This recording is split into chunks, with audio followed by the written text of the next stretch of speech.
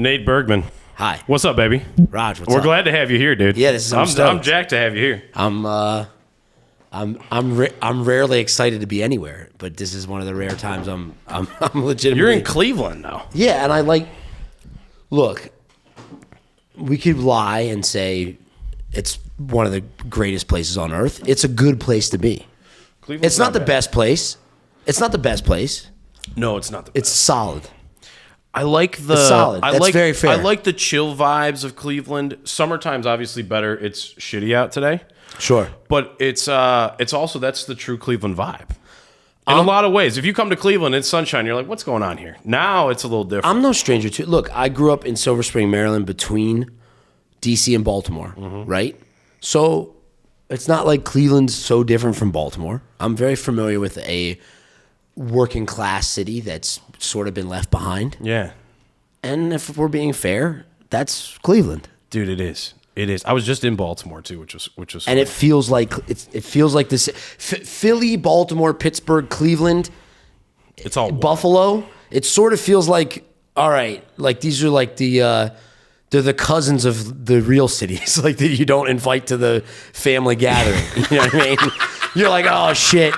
These are like you know what I mean? It's like you have cousins that have like gone to college and made money and they have like real jobs and they're like real people.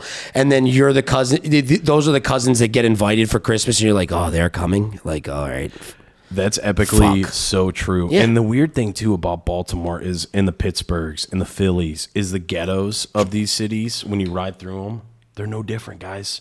They're no different. They're so much the same, you know? And I went there, I interviewed Ray Rice. Yeah. And we were sitting down there and I went to Baltimore or whatever. And when I flew in, you couldn't be more spot on. Sure. I was like, this is just like Cleveland. There's not much different. Yeah, I also love about these cities too. There's a few things I'll say, and I'm sure there'll be pushback, and I don't really give a fuck.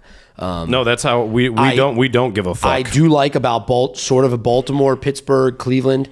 I do like that the more working class and the more poor areas, there's not a racial divide. No. It's the poor white people and the poor black people are literally living in the same fucking neighborhood. And to me, that's like, all right, that's America.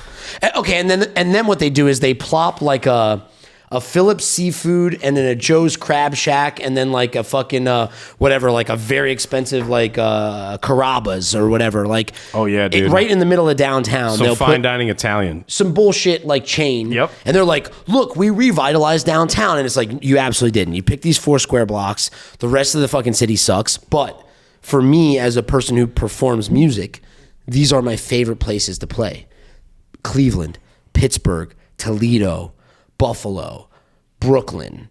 Well, parts of Brooklyn. But you know what I'm saying? Working class places that aren't, they still have Grand Rapids, Michigan, Detroit. Yeah. These are places that still have people that are like, I fucking worked all week at a real job, not a tech job, not a job where they have like, you scan your thumbprint and get a latte in the common work area, okay? Like a real fucking job, like laying bricks or fucking being an electrician or something where you work with your hands.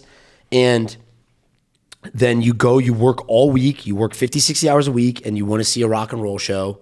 You want to blow off steam. You come and have beers and you see you want to be opened up by music. Yeah. And these are the places I like playing. And that's the difference, because you know what's funny is, as you know, like, I mean, we've spent time in Nashville. That's where we met. I spent time. You've been to LA. You spent time there.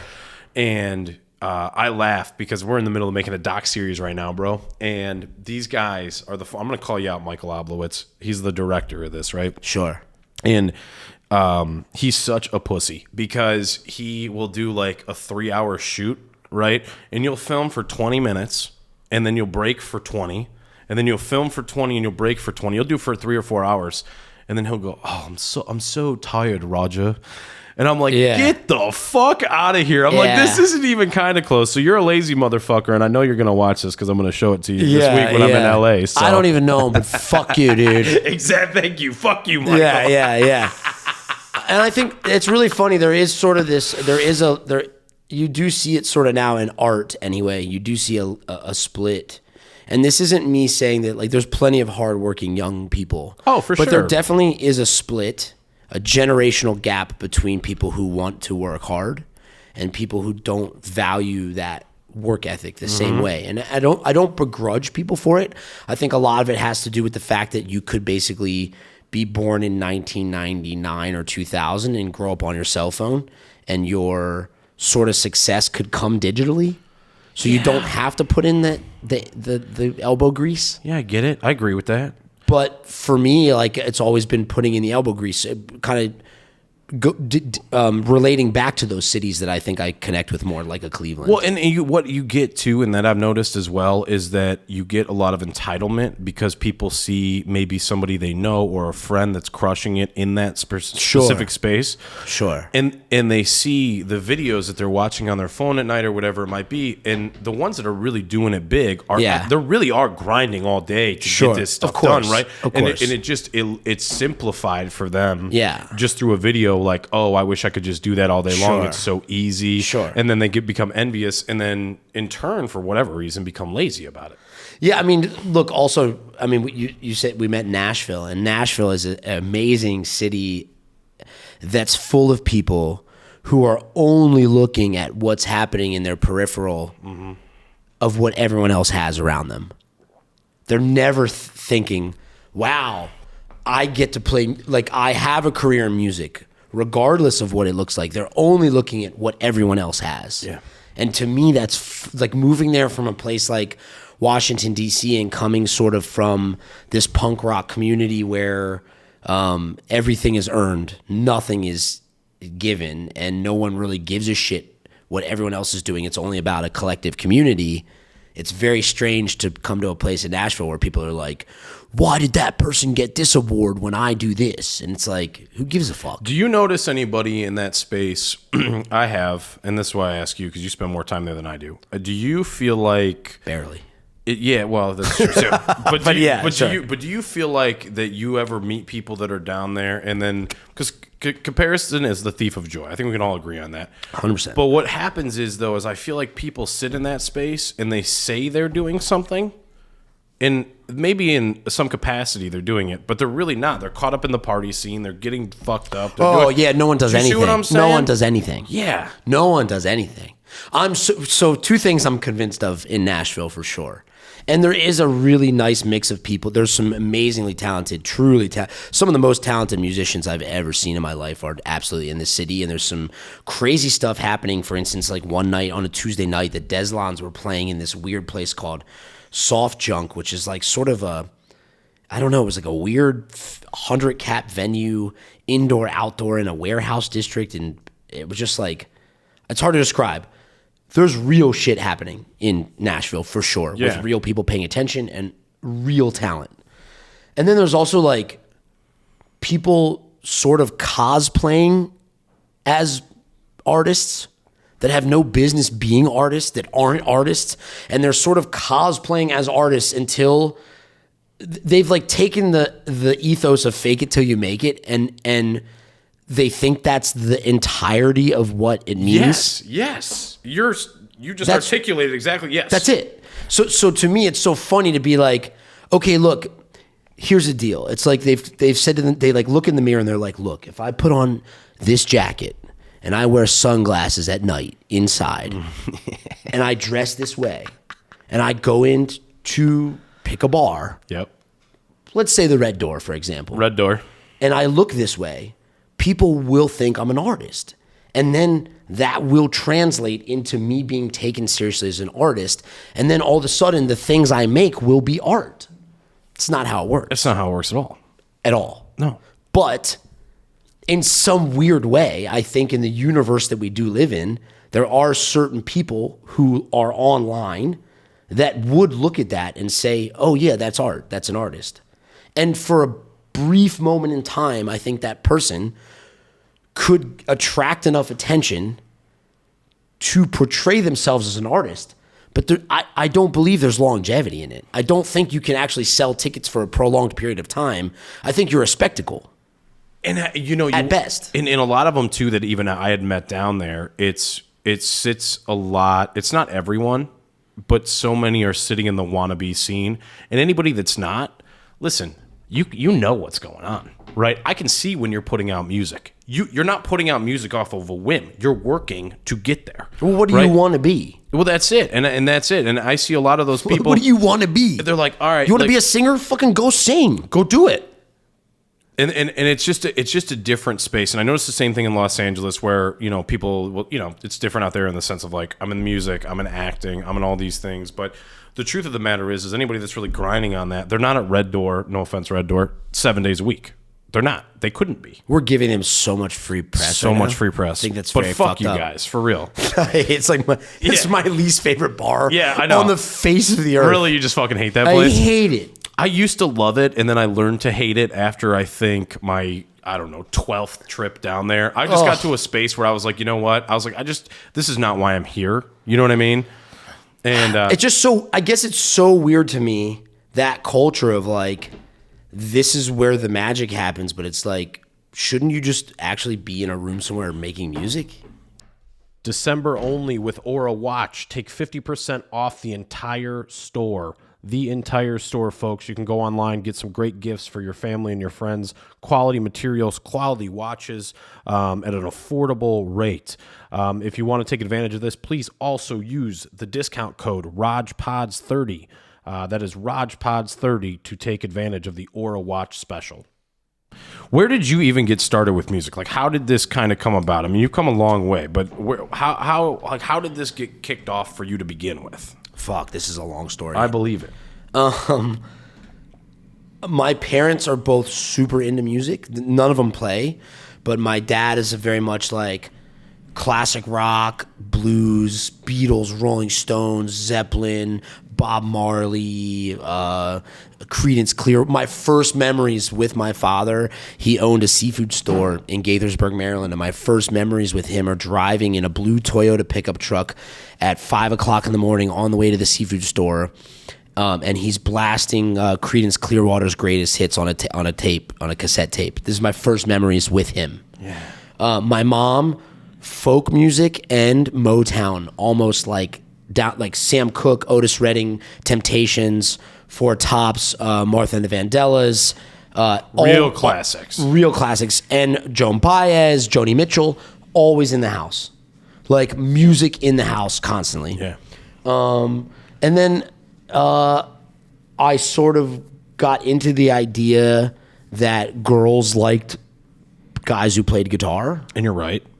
And I wasn't wrong. You're not wrong. And that sort of led me into this. I sort of had the option from my parents. They were like, after Nintendo happened, they were like, I got a Nintendo and I played it a little bit. And they were like, look, you get to have like the next Nintendo or you get a guitar.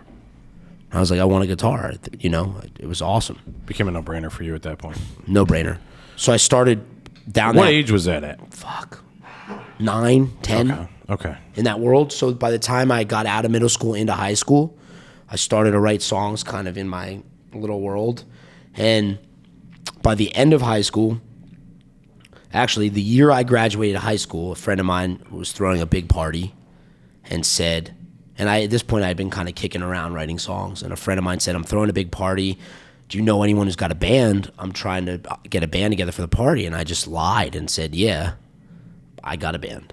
And he's like, you don't have a fucking band. I'm like, yeah, dude, I just haven't fucking told anybody about it. I got a fucking band. I didn't. Obviously, I have a fucking band. And I basically have been doing that ever since. Just like, yeah, I'm gonna play your show in Santa Barbara. And they're like, you don't have a tour that comes out to Santa Barbara. And I'm like, yeah, dude, I just haven't told you about the routing yet. But I'll be there. And they're like, all right, fucking, you're booked. And then I gotta go, all right, well, I guess I gotta.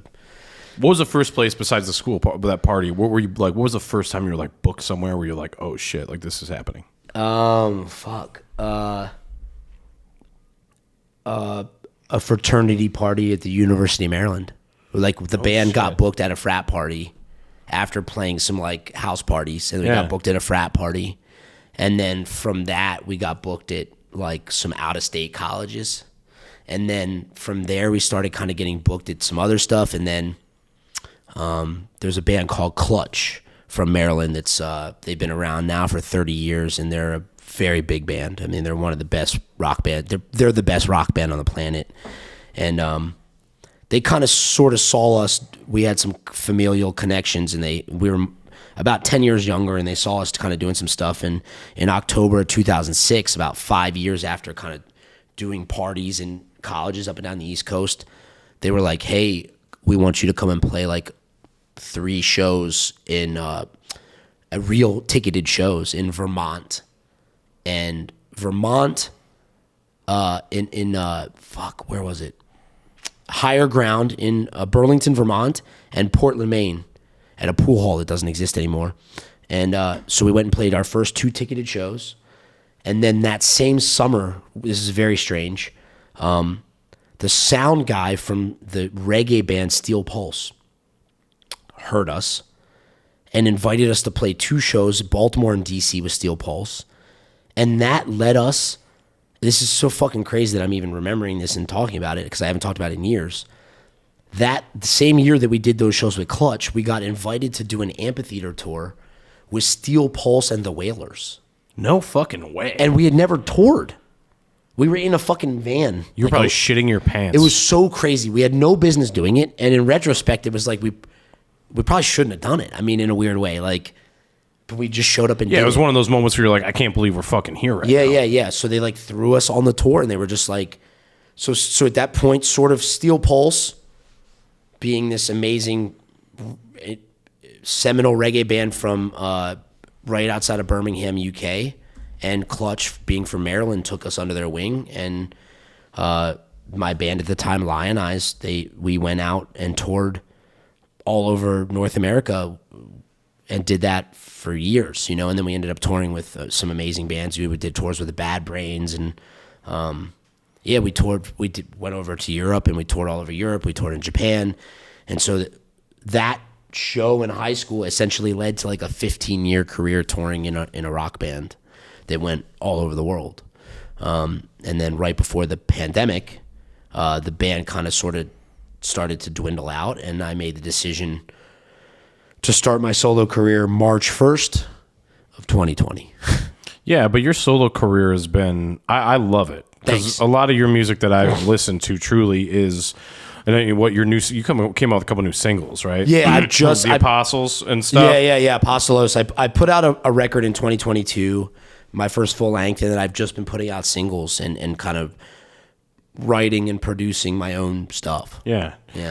But it's got to be really fucking weird to be sitting in a space when you, after doing 15 years, after you make a decision to say, fuck that new Nintendo, or PS4, or whatever the fuck it was, PlayStation, and say, I'm gonna pick up a guitar now, and it's taking you to this like crazy space where it's taking you all over the world. Sure, you've met probably some of the craziest people, some of your biggest heroes in the space, right? Yeah. And then to find yourself within that too, because here's the thing: is if you listen to Nate's music, you're a storyteller, really.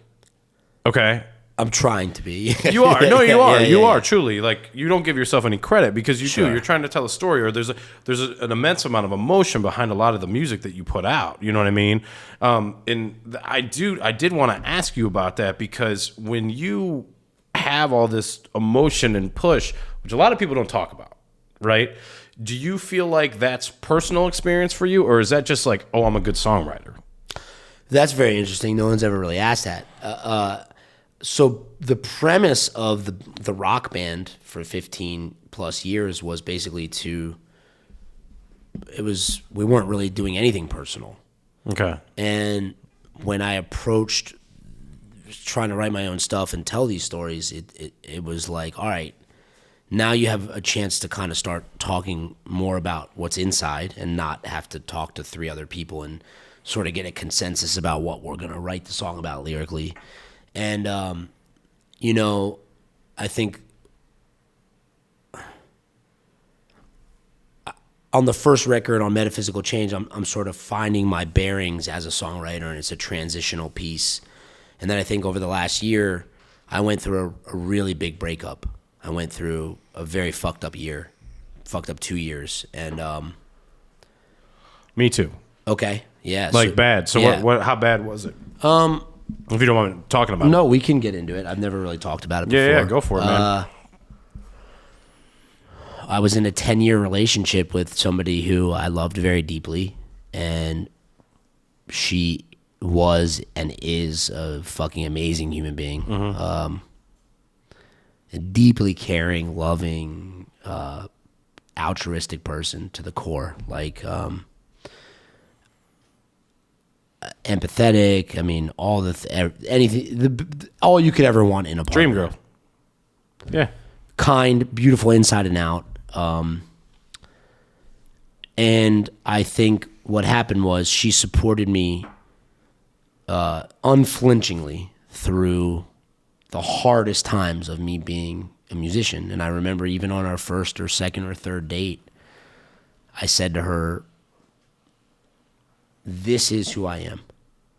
And if it gets better, great. And if it gets worse, I'm going to die penniless in a fucking ditch, because this is who I am. Like, I'm not a guy trying to be a musician. I am a musician. It's not my, like, it is my job, but it's who I am also. Like, this is part of me. And I think really what it came down to was when the band started over, when the band stopped and I decided like to start from scratch, I think what that really did was put her life on hold.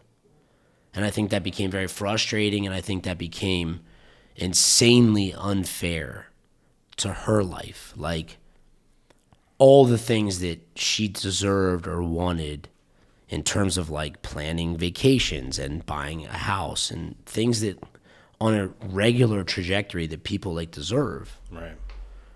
My answers became less and less clear and more like, I don't know.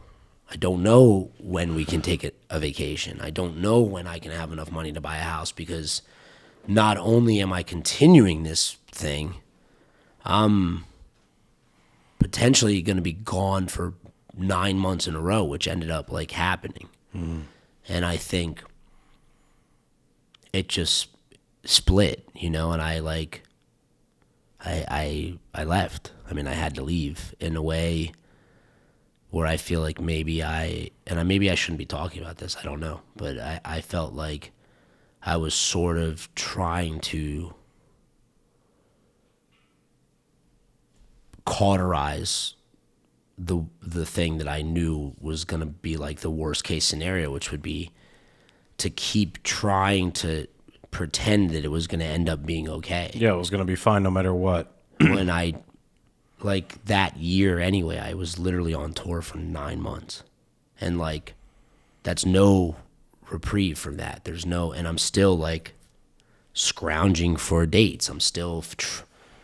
Is that what ended it when you were going on tour? You were like, we just have to kind of split this now, or we just have to walk away? Or? Yeah, I don't know. It's almost a blur at this point. It just. But you were honest. It fell apart. Right? You were honest with her, though, and it's not that it makes it better in that sense, because it just fell apart. So there's some sort of guilt on your end, if I'm not mistaken. I will feel terrible about it till the day I die. I once do something similar, not similar in that sense. I wasn't upfront about everything. I lied about things, dumb stuff, and I think now I kick myself more. Sure. Because you realize, oh, you could have just told her, and she would have been all good. You know what I'm saying? You could have been 100%.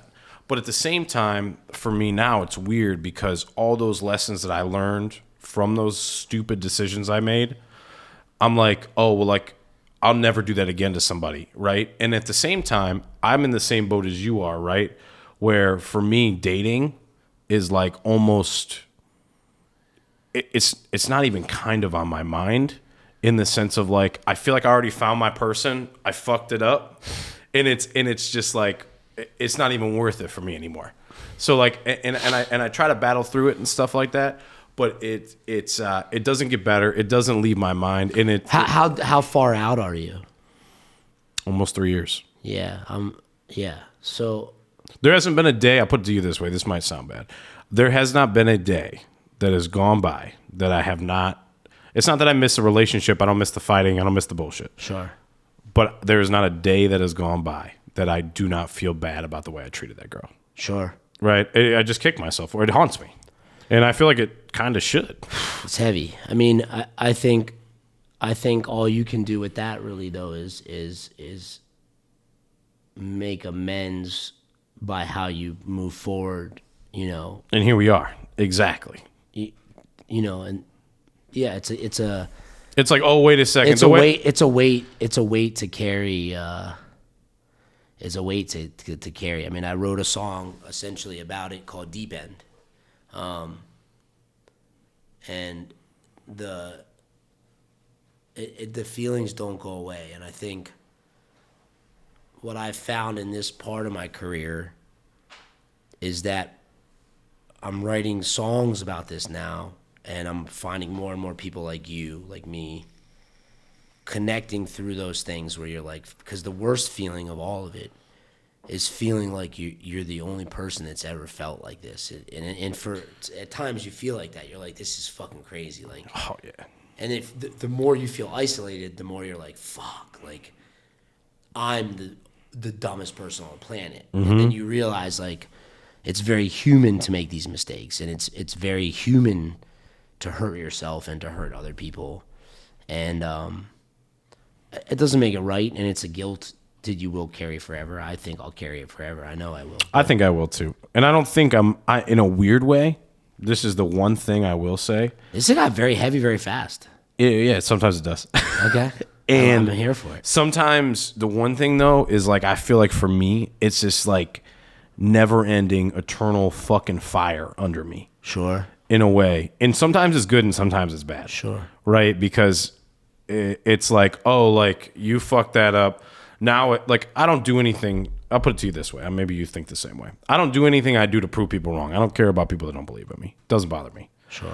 I do what I do for the people that did believe in me, that did right by me, and I did them wrong. So now I feel like I owe them, oh, well, that's why we believed him. Like, we knew he could do something good. Sure. You know? So, like, that's where my fire comes from all the time. Even with this podcast. This whole podcast started off me doing a ton of cocaine. That's cool. Drinking a ton of alcohol. Yeah. And I started one day, not that you asked, but I'll tell you guys. I don't think I've ever said this on the podcast. But I said one day, I said, you know, I'm going to start a podcast, and I'm going to go on a platform that I didn't even have a platform, right? and I'm gonna go on here, and I'm gonna talk shit, and I'm gonna say what I want about her, and you know what I mean, and I'm gonna let it out. And I recorded one, never released it, of course. Listened back to it, and I was like, yo, this is terrible. Like, what are you doing? Yeah. And so I didn't release it, but at that point, I already told people I was starting a podcast, so I don't want to look like a fucking idiot, right? Of course. So I called my buddy Cardell Jones. Shout out Cardell. Used to play for Ohio State and played in the NFL for a few years, too. I was like, yo, let me interview you on mental health, right? At this point, I'm like, I had just been arrested. I'm still doing a bunch of like, I'm a mess, bro, right? I love this. And it just kind of like, after I had gotten arrested, which kind of was the best thing for me, I got put on probation, drug testing, the whole thing. Bad boy. Yeah, I was not doing good. And it's kind of saved my life. But it turned into this like, oh, like you've kind of found your own space here, right? So even for you in that situation, I don't think, though, for you can knock yourself too hard, though, because if you really sat there in a space and said, hey, this is what it is, that's great. Because she accepted that. But at the same time, she's got to live her own life, too, though, right? Is that where you kind of struggle with it? I guess ultimately, like when you love somebody, you want ultimate happiness for them, you know? And if you're the reason for their unhappiness, that's a fucking boulder. Okay, let me ask you this then. So I don't know that I'll answer it, but I'll hear. All right, so I've been to quite a few therapists, and I really don't go that often anymore. Probably should, but I've always struggled with this. They would be, therapists would say to me, "Oh, well, like it's you really loved her, blah blah blah," all the quote unquote stuff. Sure, but I struggle with this. Like, how can I ever have claimed to love somebody fully and truly and then treat them the way I did? Right? So, like, how do you call that love?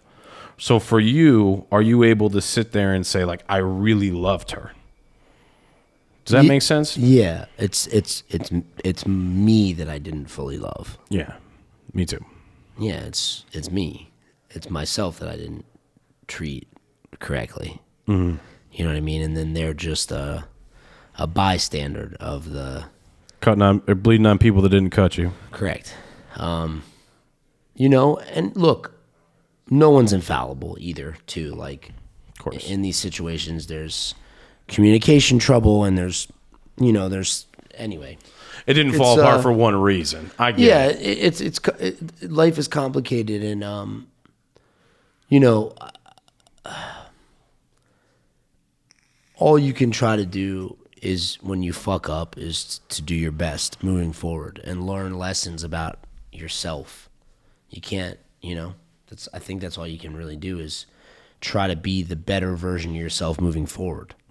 And for me, that a lot of that meant being more honest in my songwriting and being able to connect with people and to connect people more. So now I'm seeing it shows a lot more when I'm writing songs like Deep End or Apostolos. I'm seeing people be very affected emotionally by this stuff, and what's happening is with that's coming this really big responsibility to take care of these people. And I don't mean take care of them. I'm not their therapist. I can't help them, but to give them a safe place to like feel these things. It's an outlet. Your music is an outlet. I listened. I jammed a lot even today, before you came over, because it is a safe space and you don't feel so alone. You have the most fun, hilarious podcasts, and they're always like so shit talking and cool. And of course, the one I come on is the most depressing fucking emotional podcast. It's good. We shit talk. This is the most emo one, of course. Dude, this is what happens. Dude, the emo ones are funny though too, because like incredible. I'll get messages from people and they're like, because like my podcast, bro, it goes all over the place, right? So I'll be sitting with a fucking gangster in Compton, sure, and then I'm sitting with fucking Black China in the middle of fucking Hollywood, and we're talking about her sobriety, and then there's other times you're sitting down, emo podcast with Nate, dude. Sure. But at the same time, but I guess the whole point of that conversation is, because what I'm trying to dig at with you on that is how much of that situation particularly, since it happened, has inspired your songwriting. Everything. In fact, it's inspired my life in a way where I think leading up to that moment, and you touched on this a little bit, it's a lot of it is about the integrity of being real with yourself, of being honest with yourself. And I think I've moved forward in a way from this horrific time in my life and try to be really honest with myself. And that has been a reflection in my songwriting.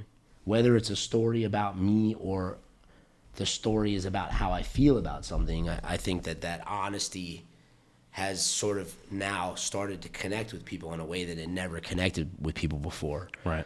So I'm seeing the benefit of the honesty, and I feel like in some small way that's how I know I'm doing the right thing. Do you feel like you love yourself now? I mean, not fucking fully. Yeah, no, I feel that one. Let's be honest. I feel that one. I like myself more now than I did 2 years ago, for sure. You probably have more respect for yourself too, right? A little bit more, yeah. Yeah, because I noticed, also like, listen, I mean, I'm like a East Coast Jew. It's not like it's. You know what I mean? Though, bro? You know what I'm saying? I swear, bro. You know what I'm saying? It's like there's a lot of self-hate here. But at the same time, I laugh though too, because you can't. Here's the thing: is you had said before, you kind of like are muddling through the dating scene, bro. And all you dumb bitches, the dating scene sucks. It's tough, and it's. I'm not really in it. I mean, I don't do a lot with it. You know what I mean? The apps are like a slot machine. You know, they're mentally ill, dude. They're mentally ill. I you know what though? I just entertain myself on them, because I'm just like, oh, and it is. I'm like, oh, she's hot, and I'm like, she is fat, bro. And then you know what I mean, or sure. like whatever it is. Yeah. But I always get a good laugh, guys, because I always go on like my Hinge, dude, and I've just got fucking like somebody liked you or whatever, and it's just like this fucking huge chick or whatever, you know what I mean, who's probably got a great heart and would never cheat on me. Sure. You know what I mean? Sure. But I'm just too fucking shallow to do As long as you know, as long as you know. Yeah, listen, this is it's you seem self-aware, so it's painful sometimes, but yeah, no, that's the truth. And I think like that's another, but I think it's also part of a society right now too. Is everything is I feel like dating a lot of times nowadays, depending on where you are especially, is transactional, right? What can you do for me? Okay. And it just depends for me. I think I struggle more with that nowadays than I have anything else ever before in the dating scene, where it's like girls would be like, oh, like, well, you know what I mean? Like, if I'm going to date this guy, he's got to have money and he's got to have this and he's got to have that. And you know what I mean? And like, I don't have fucking time, dude. I don't have fucking time to cater to all this. I need somebody who's busy. I think it's also the law of attraction, I guess, in a way, too. It's sort of like focusing on yourself will probably bring forward the people that you kind of want to be around you. Mm-hmm. And maybe even meeting someone organically, which seems harder these days, but I think it happens. You know, you're out in L.A., you're at a... well, you lost me right there. I'm in L.A. You're in okay, but you never know. You're at an In-N-Out Burger, and you look up, and there's a cute girl in Vans, and she's ordering a double-double. And, dude, skater chicks are hot. Yeah, she's ordering a double-double animal style, and you're like, all right, what's up? You're like, I see you, and she's like, she's getting it lettuce wrapped because she's watching her carb intake, and you're like, all right, I see you. Like, I'm into this. You're going to see my Instagram story now for the next week. I'm going to be sitting in it. Straight up. Look, I think... I'm looking for the bitch with the double animal style. I think in general, it's like anything else, and I found this also in my career. I spent a long time in a band chasing it and clawing after the thing, mm-hmm. and the second you stop chasing it is when things sort of start to come. Yeah, I agree with that. I mean, do you find that to be true for you now? 100%. Yeah. The more I'm focused, the more I'm looking inward. Yeah. The more shit outward comes. Yeah, that's a really good quote. I'm thinking about how I can make this good, and then I think that sort of projects outwardly. I'm not thinking ever, like for instance, I'm not thinking, oh man, this song's got to sound more like Chris Stapleton, or this song's got to sound more like Ed Sheeran, or this has got to be more John Mayer. God help us. You know, I'm thinking, I feel fucked up. So now I got to write this thing that gets that off my chest so that when you hear it, you feel fucked up, and then I feel way better. Yeah. That's the exchange. I like that. And as soon as that happens, the thing happens that attracts you to what I'm doing. I like that. It's that simple. Who are you? Okay, so this leads me to that. Who are the musicians or maybe the bands that like kind of inspired you, whether it's from a young age or I'm sure as you get older and listen to newer people, you get inspiration from them too, right? For sure. I'd say my list of classics are songwriting wise, I think, you know, Leonard Cohen, Bob Dylan, Sam Cooke, Otis Redding, Neil Young, Hendrix, Bob Marley,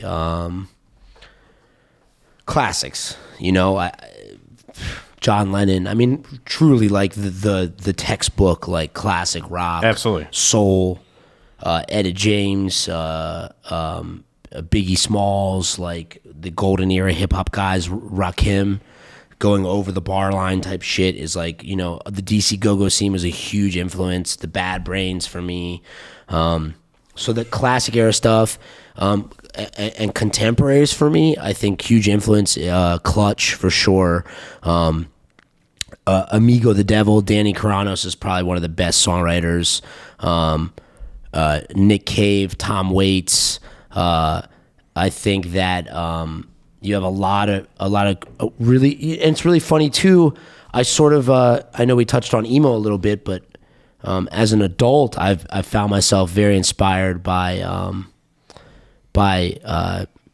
Chris Carrabba from Dashboard, by Jeff Rickley from Thursday, by the guys Anthony Green, Tucker Rule, LS Dunes, Frank Iero and Gerard and Mikey and Ray and the guys in MyChem, Bayside. But you sit and you're able to take something from all of them. Listen, I think if you're a real artist, there's two things you can do with any piece of art, and I think this is very real. And I think you can do this especially at a live show, but from any piece of art. If you're a good artist, you can look at it and take something good from it, and you can look at it and take the thing that you don't like out of it too. Yeah, 100%. You should be able to look at it and say, you know what? That's what's bad about it. And you should be able to look at it and say, you know what? Also, that's what's good about it. Okay, same and question. Sometimes there's not something good about it. In fact, in Nashville, there's a lot of things that are not good about it. I'd agree with that. You get a lot of that. You know what, though?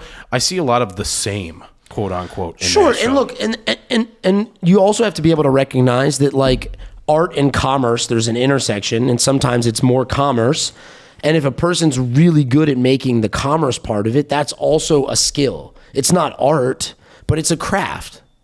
Like, to know how to turn your...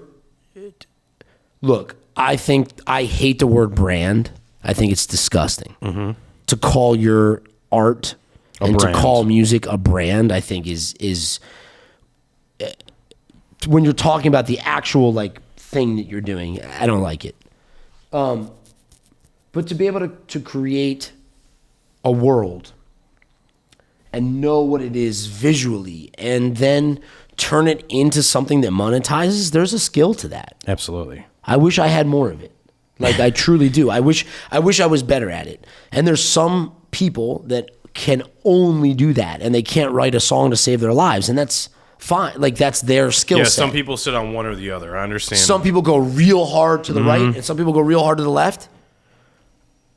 I probably lean much further towards the art side, and I wish I was a little better at the other side, the commerce side. Getting some, making but I'm some more somewhere closer to the middle. But there's some people that can't do any of the other. I was going to say, you haven't done all the shows you've done. You're not traveling the way you're traveling. You're not working with the people you're working with because you can't do both a little bit. Sure. Look, I have the IHG app on my phone. I can book a hotel room. Yeah. I can say I got points. You're not smart. You're not smart. You're not dumb. Yeah. But I'm also not smart either. I'm right somewhere right in the middle. Welcome to the show, guys. So now here's the same question, kind of.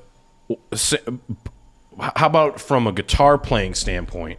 Who are the inspirations behind? Because you jam, bro. No, I'm very I'm being very honest with you. He's a fucking liar. No, this is very true. He's fucking lying to you guys. No, he's fucking lying. I'm incredibly... This is very honest. I am a competent guitar player. Competent. I'm not...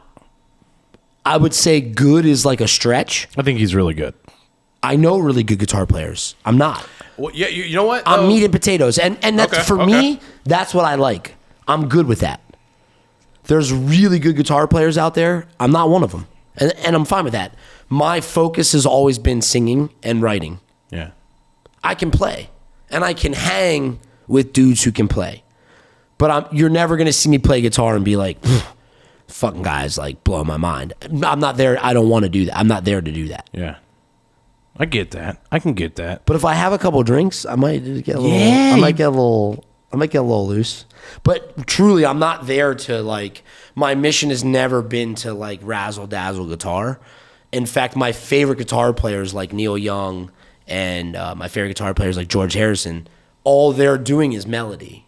Mm-hmm. Yep. So for me, I love Hendrix and I love guys that can shred. I'm super into it. I mean, my favorite living guitar player is probably Marcus King and Tim Salt from Clutch. Those are my two probably favorite living guitar players, and they shred. I mean, they're fucking bonkers. Yeah, I mean, I love those guys, and they're monsters. And they can also do melody too. They do both. But for me, it's just for me as a player, I just if I'm gonna do a solo or something, it's just strictly melody. Do you drink when you play? I mean, okay, that's a fucking stupid question. Do you drink when you play a show? I don't have a hard set rule for anything. Sometimes I do. Sometimes I don't. For the most part, I try to. I don't drink before I play. mostly for vocal health, and for I started to not want to rely on the courage of drinking. Yeah. So I told myself if I could command a crowd and be funny and be in the zone sober, then I could also drink and have fun whenever I wanted to. But if I couldn't do it without drinking, then I felt like I was mentally weak. Mm-hmm. So I really don't drink before I play. Yeah, I have no judgment at all. Like, in fact, when it comes to drinking or drugs, I truly don't give a fuck. Yeah. Like, I have done it all. Yeah. And sometimes it's fun. Sorry, I'm going to sneeze. No, sneeze. As soon as we said drugs, my nose started watering. He's like, cocaine, everybody, let's go. It's not untrue. No, trust me, that goes both ways, bro. So I have no judgment. Like, I like drugs. I'm not anti-drug at all. Yeah. And for people who enjoy drugs responsibly or irresponsibly, I have no judgment. Like, if you get on stage and get your job done, fuck yeah. Yeah, do it. You have to have a respect for the craft, whatever it is. Like, if you get on stage, you have to have a real respect for it. And if you're great at your job while you're on drugs, great. It's like any other job. Yeah. If you're a forklift operator and you can do it while you're 10 beers deep, okay. Rock on. But if you can't, then I've done podcasts drunk. Sure. Or not drunk, but just gotten drunk while doing the podcast. Yeah. Or like smoked a ton of weed before I did it. Yeah.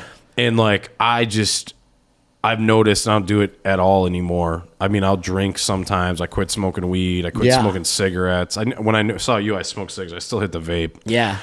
But man, I just would listen back, which was the first mistake. I don't really listen to any of my podcasts. Sure. But I would listen back and I'd be like, yo, like you could just hear yourself getting worse and the questions getting more repetitive. Sure. And you're just not on point. Sure. And that's where I lost myself with it. I was like, I can't do this anymore. And I had people like, no one really was mean about it or anything, but I did have some of people that I actually consider my good friends to this day who was like, hey, listen, you're just better when you don't. Yeah, and listen to those people, I think. Yeah.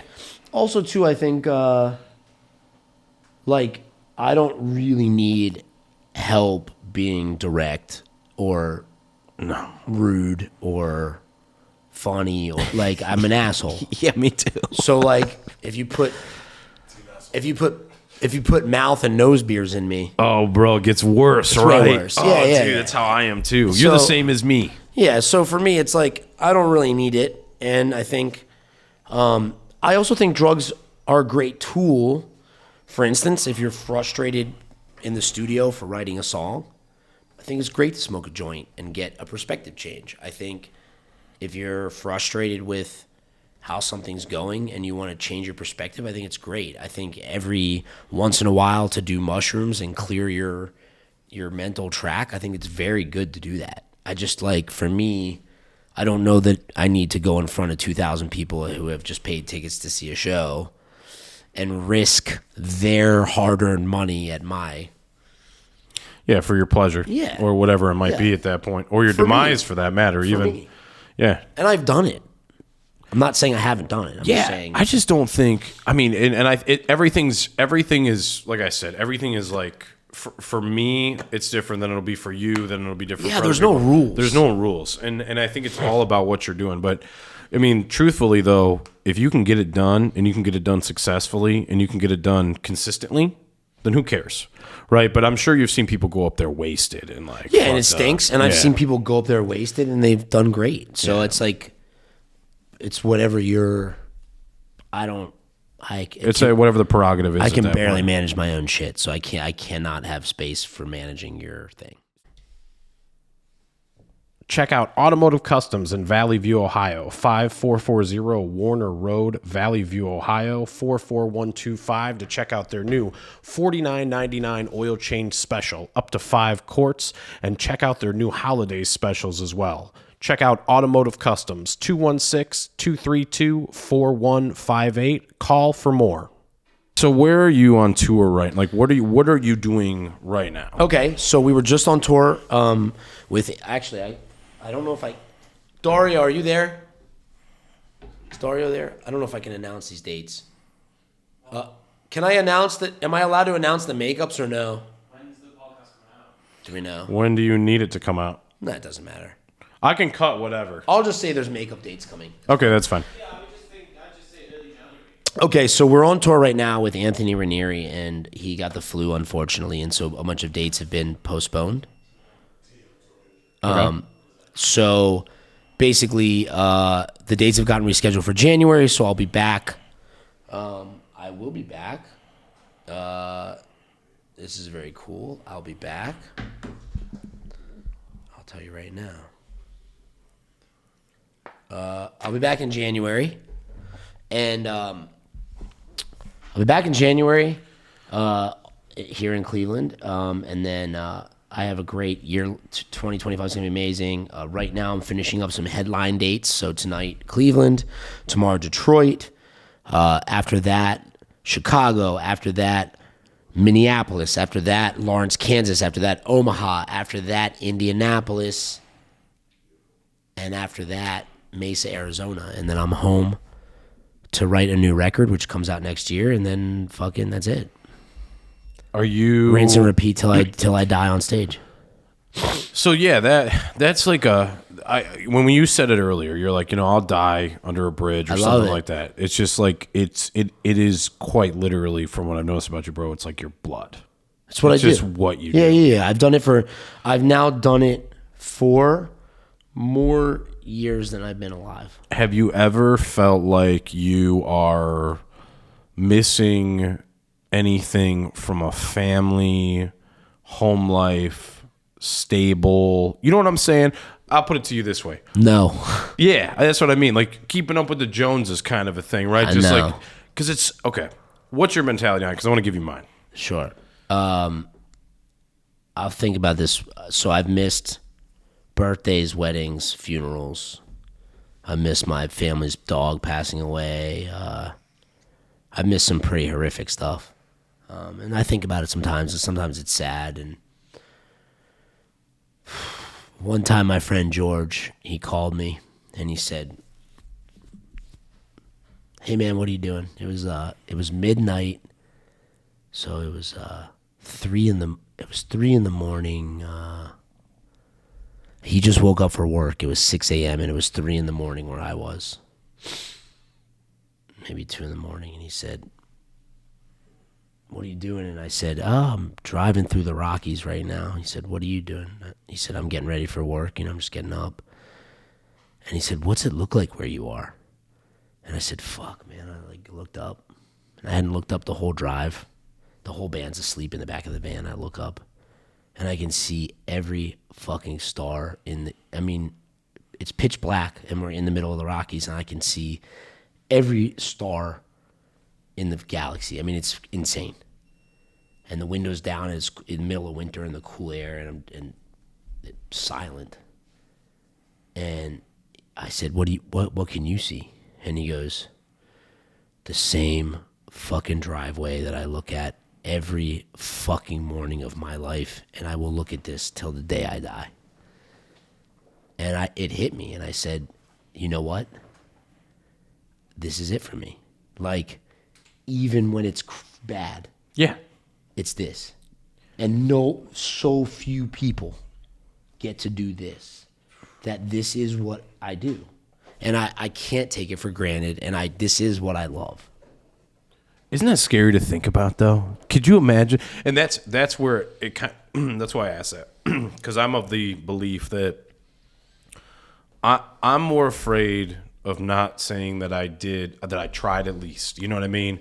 And then I put myself out there to give it my best shot, and then I lived the life that I wanted to live, or maybe not even what I dreamed of living. I kind of just doing things as I go, right? Sure. And that statement right there, the same, I'm looking at the same driveway I'm going to be looking at till the day I fucking die. Yeah. That is such a terribly scary thought for me. Yeah. And how boring. Look, and some people love it. And he has a beautiful family, and he loves his family, and he has a great job. I just think there's a trade-off for everything. And for me, I love it. I love it. I love what I do. I love the fact that we're in Cleveland right now, and it's fucking gray and disgusting, and we're gonna play tonight at the what's it called? The B-side. Yeah, the grog shop. Right under the grog. Yeah. Yeah. So Yeah. so for me it's like, and we get to talk, on a Wednesday. Yeah. So for me, I'm totally down.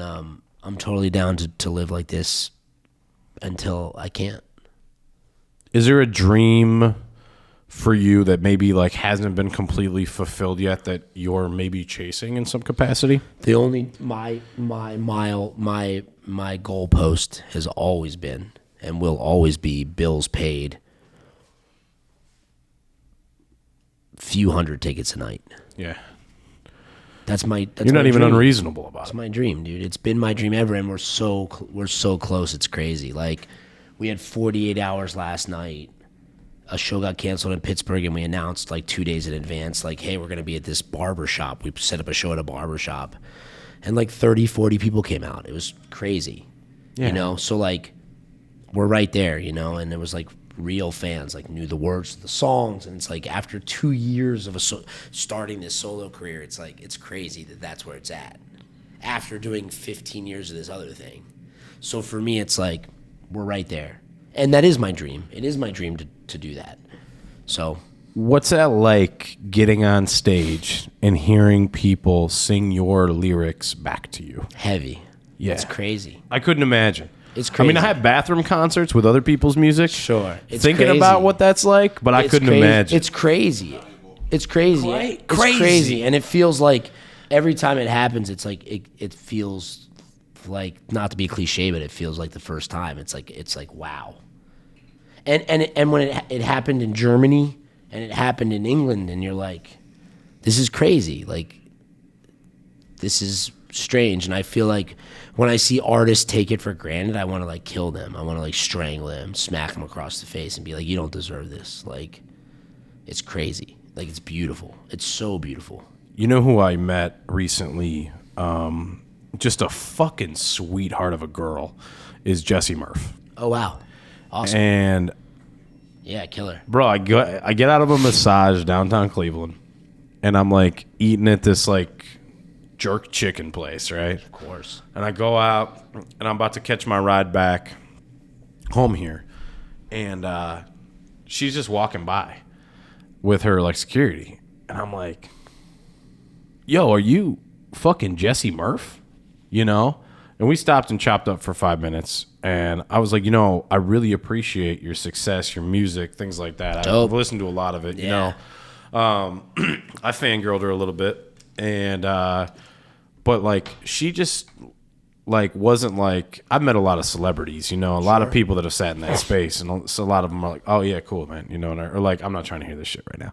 But she was like, I can't tell you how much I appreciate that. Thank you so much for coming out. Just a human being, and she's young still and everything. But just to see her even in that space at that age, That's it. having those bearings, and God, I hope they last. But having those bearings on it is just, It makes you feel good about supporting those people, too. It really, that's exactly Because they're it. just people at the end of the fucking day. Like, who gives a fuck? Oh, you're a singer? Oh, you're an actor? It's like, who gives a shit? You don't. I got more respect for the garbage, man.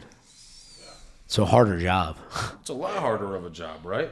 Yeah, it stinks. Do you ever feel like now, like, your parents were big into music? What were they doing though, like job wise? My dad had a bunch of different jobs growing up. Very blue collar. Sold cars. Worked at a mechanic shop. Did some mechanic stuff.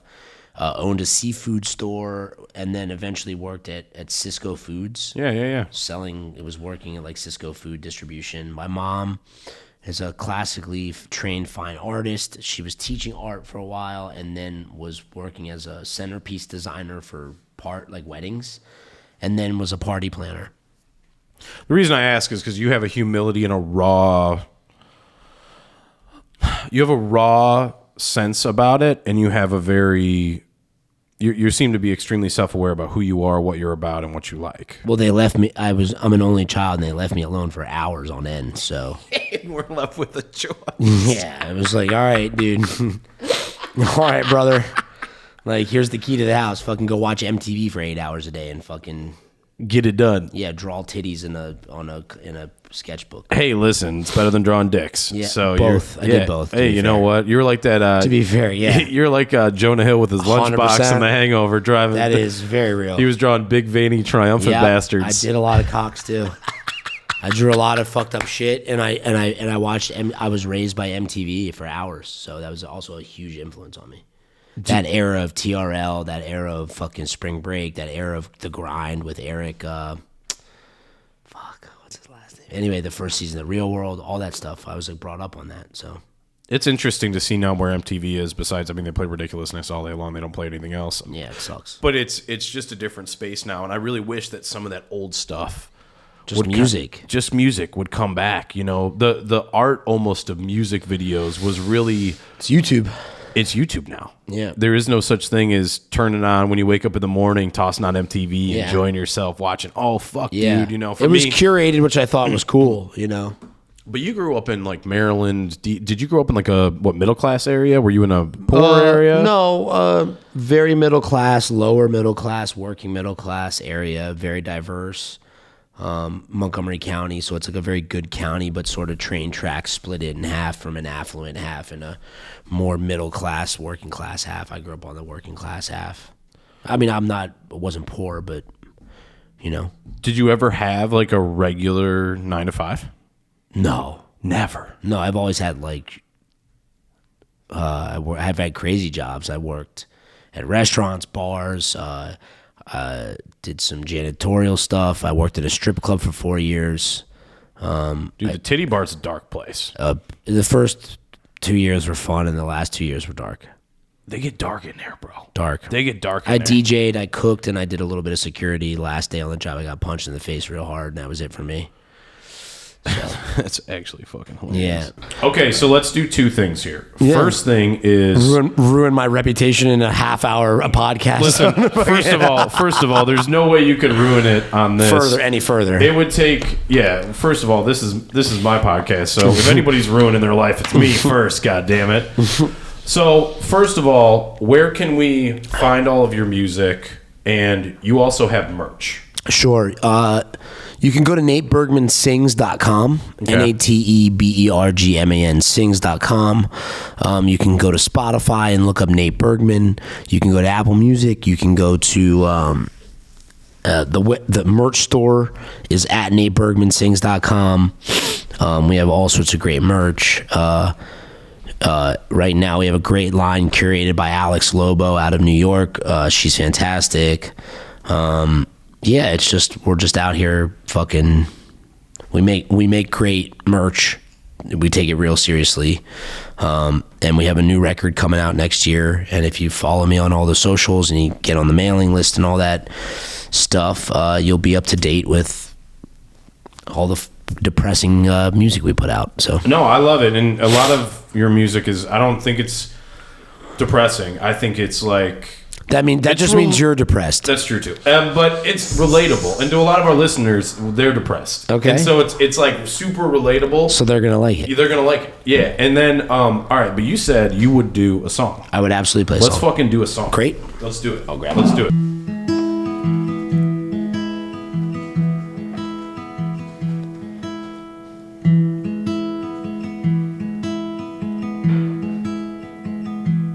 I am making an impossible lake.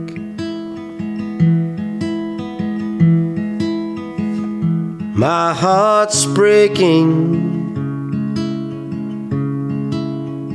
Unsustainable pain.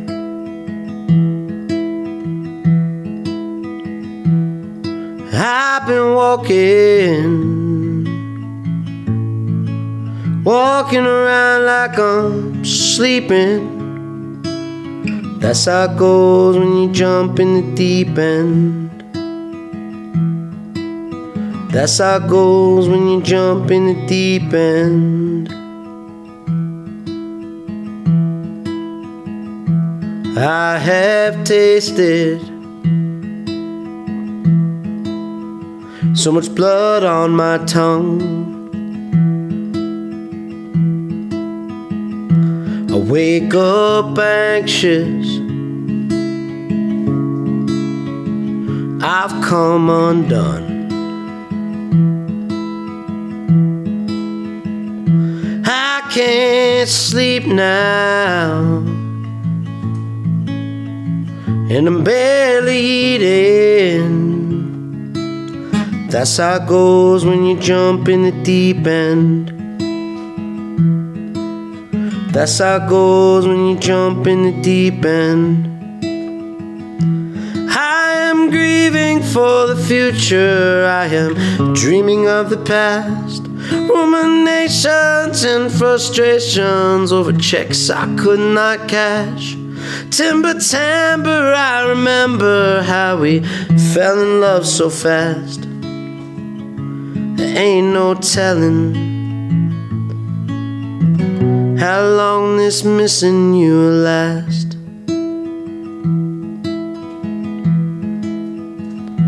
Still hear whispers of every promise said, like a ghost that lingers in the back of my head.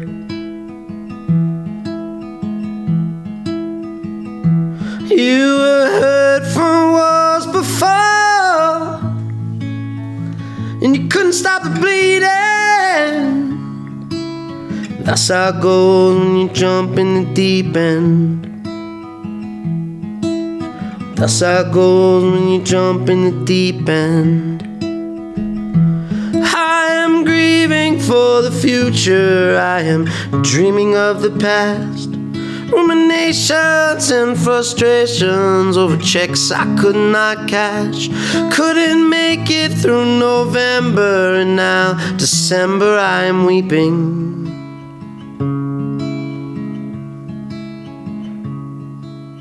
Now I'm sinking to the bottom of the deep end. Now I'm sinking to the bottom of the deep end. Now I'm living at the bottom of the deep end. That's how it goes when you jump in the deep end. This podcast is brought to you by the Vecmar Corporation. Vecmar, introducing Cashmatic Visual Pay and Cashmatic Self-Pay. Visual Pay is an intuitive model and versatile all-in-one ordering system and payment system. It'll allow each retailer to configure the solution best suited to their business and make it available to customers who can conveniently choose, order, and pay directly to the Visual Pay. Decrease shrinkage problems with Cashmatic Self-Pay and take the cash out of your employees' hands with the new Cashmatic Self-Pay.